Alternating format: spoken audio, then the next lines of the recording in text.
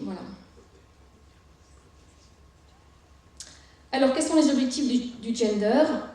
Indifférencier les individus pour atteindre l'égalité. Quand je dis égalité, entendez toujours égalité absolue, égalité arithmétique, c'est comme vous voulez. Mais ce n'est pas une égalité de dignité, c'est une égalité dans tous les champs de la société. Voilà. Se libérer des contraintes de la nature, le corps est vu comme une contrainte, donc il faut pouvoir le dépasser.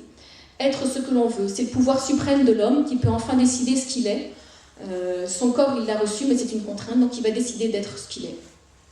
Tout ça pour détruire la famille biologique, libérer la société et les femmes de l'hétérosexualité qui a été, selon eux, fabriquée par les hommes pour exercer une domination. Vous voyez que Madame Roselyne Bachelot a dit « La famille est une construction sociale créée par les hommes pour dominer les femmes ».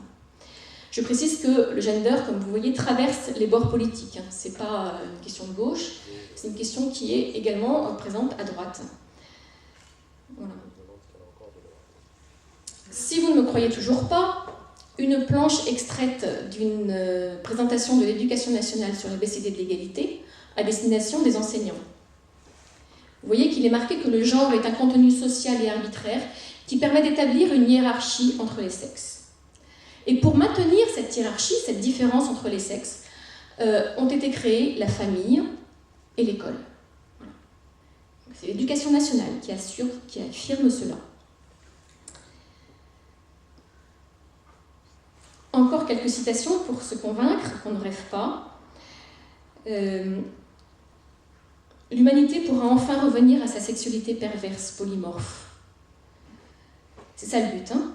Et Monsieur Eugène Philosophe, directeur de recherche au CNRS, Institut de recherche français public, je ne vois aucun inconvénient ni pour les unions à plusieurs, ni pour les unions polygames, ni pour l'inceste. Mais c'est normal quand le corps n'a plus aucune signification. Quand le corps n'est même plus soi-même, à la limite, c'est juste un instrument de plaisir, donc on peut tout faire.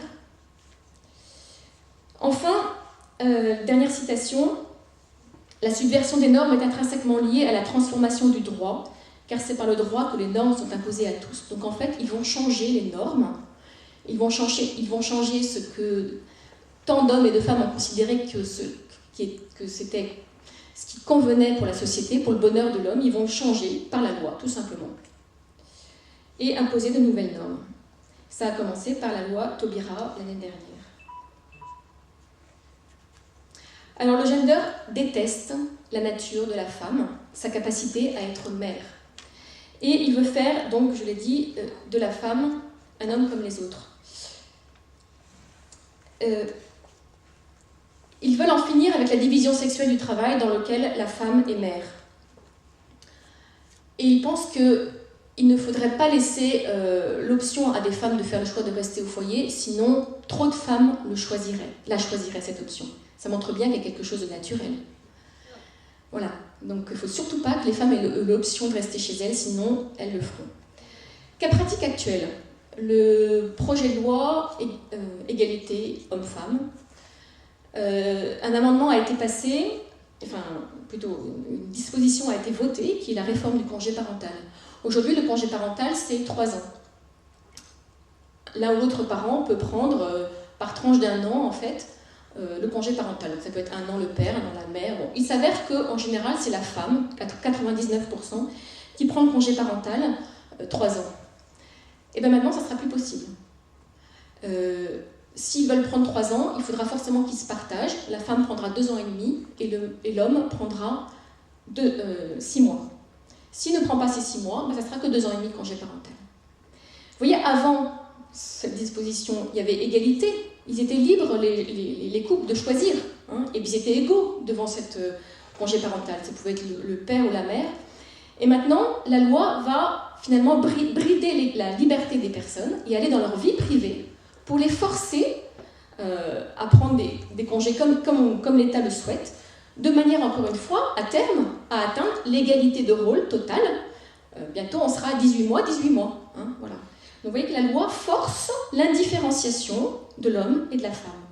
Autre exemple, la loi a été passée en juin 2013, le temps partiel, vous n'avez plus le droit de travailler moins de 24 heures par semaine, 3 jours. Donc les femmes qui voulaient travailler à temps partiel ne le peuvent plus. Voilà. Alors, la société du genre, vers quelle société allons-nous?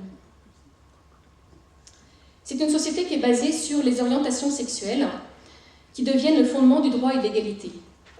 Le modèle hétérosexuel et la famille biologique seront détruits.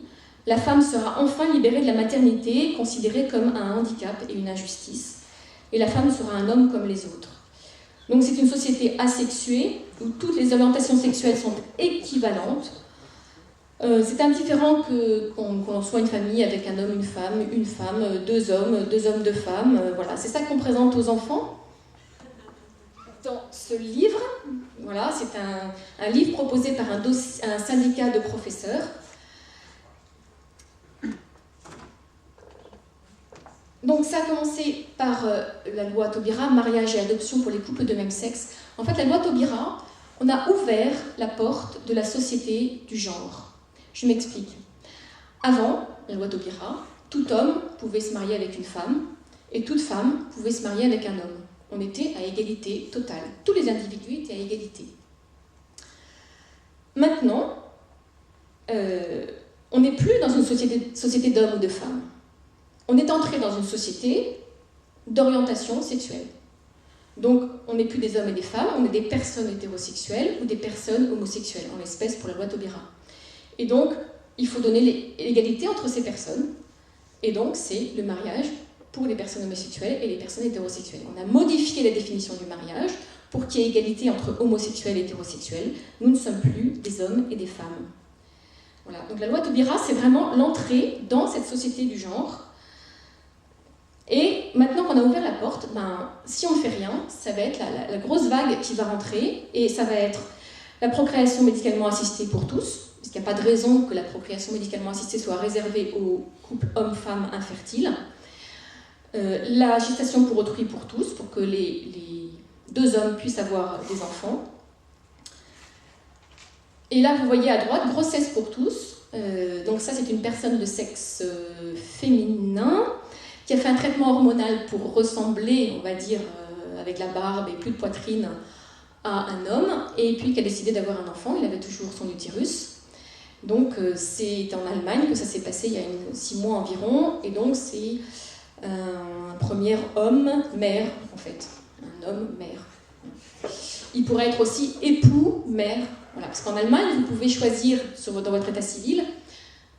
Non, oui, c'est en Allemagne, je crois. Vous pouvez choisir votre état civil indépendamment du sexe. Vous pouvez choisir genre masculin avec un sexe féminin. Et donc, c'est la création d'un marché de l'enfant, avec déjà des sociétés qui prospectent en France. Bien que la GPA soit interdite, vous avez des sociétés américaines qui prospectent. Vous pouvez même faire un devis en ligne. Vous avez sur une affiche là-bas, vous avez devis. Et à la fin, vous avez tant de dollars. À peu près 100 000 dollars. Une femme en Inde qui porte les enfants pour les autres, elle aura que 4 000 dollars. Vous faites la différence. C'est un marché extrêmement lucratif.